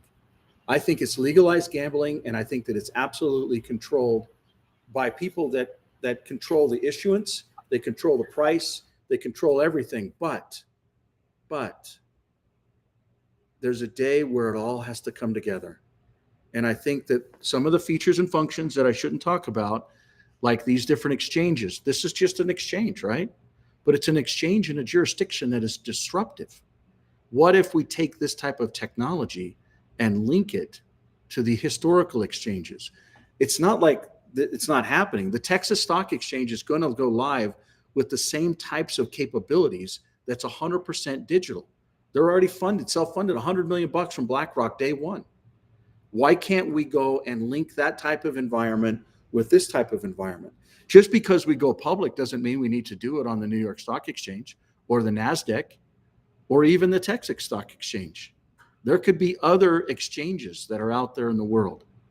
I'll go throw an example of one up. For those of you that don't know what this building is, this is right here in Little old Utah. It is the Salt Lake Stock Exchange right here in Utah. This building still exists with this sign on it. And, you know, there's many opportunities all around the world, different formats, but maybe what we do is we actually take an actual poll and we question Clear Holdings going public. And what we'll do is work this next week and try and get what's included in it. What's the revenue streams? What's the value? What's the message to Wall Street? You know, who takes us through the process? and we'll shoot holes in it. Maybe we won't do it. Maybe it's just an exercise. But I can tell you there's full documents behind this. There's full forms. I'm getting somebody that's got some feedback behind it. Raghu, that might be you, bud. But actually, Raghu, would Well, you? I would turned you- on my speaker because I wanted to say, I'm plugging Hawaii. Hawaii should be the exchange. Hawaii is what New York was for the last century between America and Europe. Hawaii is between America and the East. Yeah, George just said it still is. I totally agree with that. Is there other feedback? If not, I'm going to ask Raghu to say a closing prayer for us today. I know that may be weird, Raghu, for those of you that don't, we're talking all nations, all people, all tongue, all perspectives. And Raghu has a very beautiful religious perspective. It's one that it's a Hare Krishna perspective, and one that I've grown to really appreciate and love. But if no one else has any comments, I would just ask if he would say a closing prayer for us. Thoughts, feedback? I just had one last comment, and it brings me back to Facebook and X, how their strengths, their weaknesses, and X got its strength because it empowered the people to speak, and we're not being controlled there. Facebook has a lot of the community connections that people are able to tie into locally. I feel like creating the community, connecting them, and then giving them the ability to pay. I noticed that Facebook, when they started the Facebook Pay, a lot more people were, I wasn't comfortable with it, but people started using that. And then empowering them by giving them the ability to control their communities by voting, and therefore having a voice. I don't know how that would all come together, like you said, who takes us through the process. I think everybody in this council has been divinely brought to take up different pieces and parts of that. I think we each have a different interest. Mine would be with voting and elections. I think what you're talking about is very interesting, and I haven't shared this with this body, but I'm going to do it real quick. And, imagine a community that's built off of life when you authenticate and you pay and you validate, that literally connects up. And this comes from people that are just amazing that I believe will build this. But imagine where they can actually be who they are from a true decentralized standpoint, whether it's around identity, registration, licensing, voting, vehicles, all of it, payments, assets, appreciation or not, where they come together and how they connect, how they actually share, where they talk, how they talk. For instance, there's many of you that we all talk on different channels. They're secure in how they actually come to market. The goal is to bring the best of the breed of people that have visions around that community, that just need money, that just need time, that just need to be able to innovate with decentralized tools that can say, this is your reputation. You own it. You control it as the individual. And people that want to actually give you credit or trust, they can say, you know what? This is how I want to weight it. I could care less on where they physically are. I could care less on maybe how many text messages they have or how many apps they've opened. But I want to know that if they make a commitment in this way, that they follow through with it.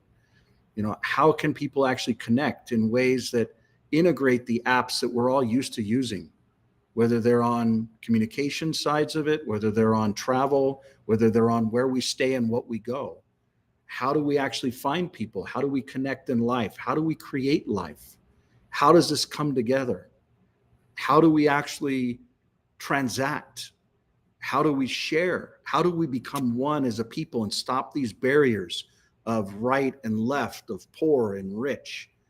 We're one family here on earth. And the sooner that we figure that out and we start caring about one another, how we actually can maneuver and move around the world, how we can share experiences and document those experiences in such a way where they're not gone. For instance, this video is going to go on 4 different platforms, and 2 of them within a year will be deleted. They just suck the data, take what they want, but when it's your data and it's your AI, imagine linking your own AI that's private. By the way, we've been able to successfully actually get AI to run on this exact Clearphone, not this particular one, well, actually multiple of this type, but you don't need these big computers with GPUs, CPUs, APUs, ping, power, and pipe that's all centrally done.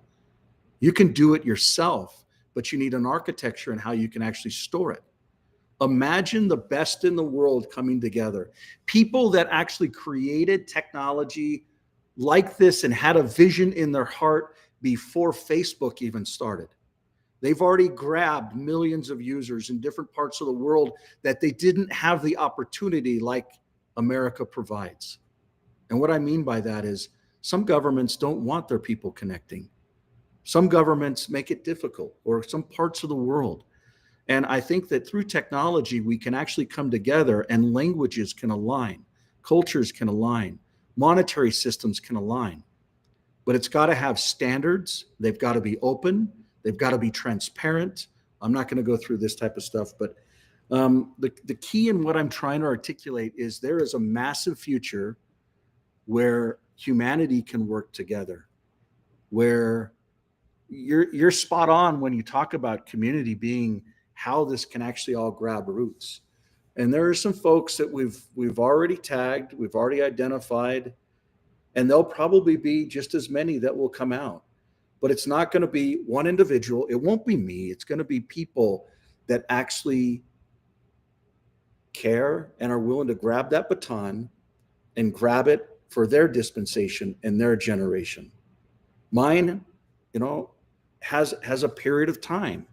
Yours, and even some of the other people on this call, it goes from, 70, 80 years old, all the way down to early 20s, maybe even teens. But all of us have to come together and enable this. And in the end, the way we do it is through shopping. And that's why I'm so grateful to have Raghu on the call.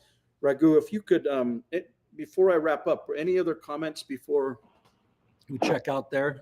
Brandy, it's Hey, nice to see you Michael. here. Hi, Michael. It's Brandy. Hello. I made it. Hi. I wanted to respond to, I think it was Danielle, in regards to community. Look, if the tech is good and it's functional and it's easy to onboard, I just went by 3 different stores today that had summer, pop-up venues, 35 to 50 people standing in line to get a free something. And I just think about how easy can it be to onboard without all the other dialogue behind the scenes.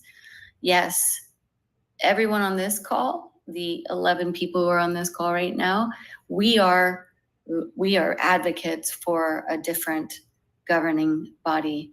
But the rest of the world, they just want to know, is it easy and is it fun? And is it going to have traction? And is my friend going to get rewarded because she just spent 30 hours on Instagram or whatever platform that clear Instagram XYZ. So I think the most important piece to the puzzle is we keep, it's kind of like going into a government office and talking about all the legislation and this and that and this bureaucracy. Nobody wants to hear that. It's just not cool.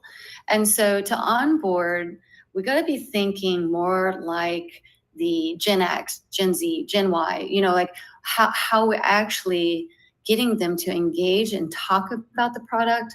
And then they have their own bank. Isn't it cool to be your own bank? And these are the conversations that I think can streamline where you are today into tomorrow. Now, there's obviously another marketing and PR strategy behind that. You and I talk all the time. But is it cool and is it easy to use? Does it work? Those things are really important. So I know it's late. I just heard you say my name. I'm listening on X, by the way, most weeks. I just wanted to pop in and say, a couple words on community. Thank you for all that you do, and thank you for what you're going to do in the future to help make this become a reality. It's Thank you. there's lots of blessings and lots of relationships here that are supposed to align in this dispensation and experience that we call life. But grateful for all of you for being here. Any other thoughts before we wrap up? We've got a lot of folks, we like having a nice, simple group here, but there's a lot of folks that are online. We appreciate your comments and your feedbacks. And, if you've just kind of watched over the years, reach out. There's nothing that separates any of us. Don't feel like you can't. We're all one. We're all trying to solve it. The key is how can we all come together with our different talents, just like Brandy just talked about. Perfect example. Other thoughts or comments? We've got a Well, I do want to second what Brandy just said. I know that you sit there and you take notes, generally not when you're leading a meeting, but in general. She just gave you the entire marketing strategy. Fun, cool, easy to use, and my friends get rewarded. That's the formula right there. That is the best 4-word summary of marketing I've ever heard. So you've gotten the technical, you got the technical, you got the cause. Now to focus in on what she just said, and that's your marketing.